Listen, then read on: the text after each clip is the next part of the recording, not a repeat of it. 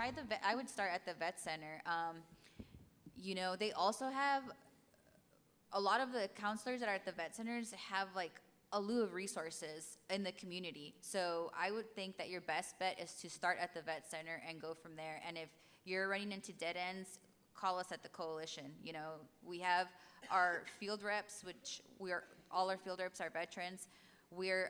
They divided the country, and each one of us has 10 states, and the one that's closest to that state is the one that has that state. You know, like I'm out in Arizona, so I have all the western states.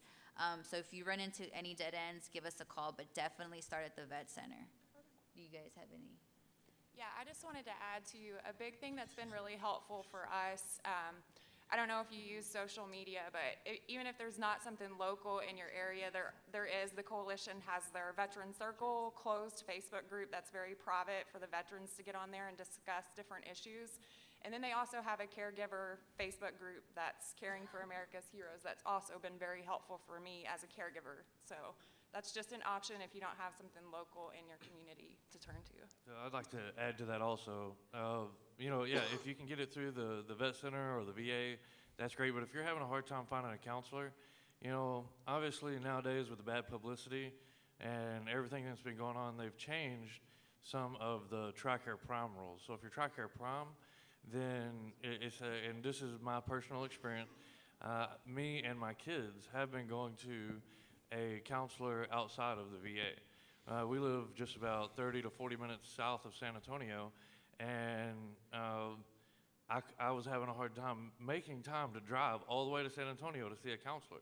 So I was like, you know, it's going to be worth it to me to pay for a counselor. And I didn't know if TRICARE would pay for it or not, but I started doing it. And then come to find out, TRICARE even paid for my counseling sessions. Now, without a referral, but I highly recommend getting a referral just so you don't have any issues. But with mine, they did cover it, and they cover my children's counseling as well. And I'm going to tell you, it's made a hell of a difference. We did, and all I did was look online and found a counselor in the nearby area. And I mean, it's literally like 10 minutes from the house. It's an equine therapy, and so she works with the horses, and my kids love that.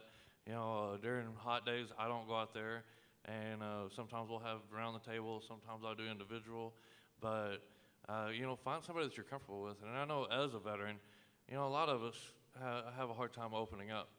But, you know, since we're on the counseling subject, I mean, for those of you that served, get counseling. Get counseling. And I know that everyone in this room is aware of our suicide epidemic. You just had 2 people up here admit that we were suicidal.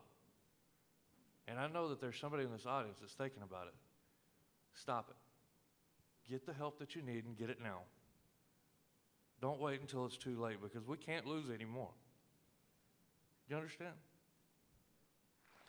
You know, real quick, also with counseling, I know sometimes that we go, it's hard enough to admit that you need a therapist. And then you go to a therapist and you have a horrible experience, and then you're completely turned off, you don't want to go again. You know, finding a good therapist, it's like dating. Like you have to like see who works for you. So when you start that process, start with the open mind that if that one doesn't work, go to the next one. Because you have to find that therapist that when you sit down and you start talking, you click, you feel comfortable, and you feel like you can tell them anything and there's no judgment. So when you guys start the process, if you haven't already, definitely start with an open mind that you change it as much as you need to.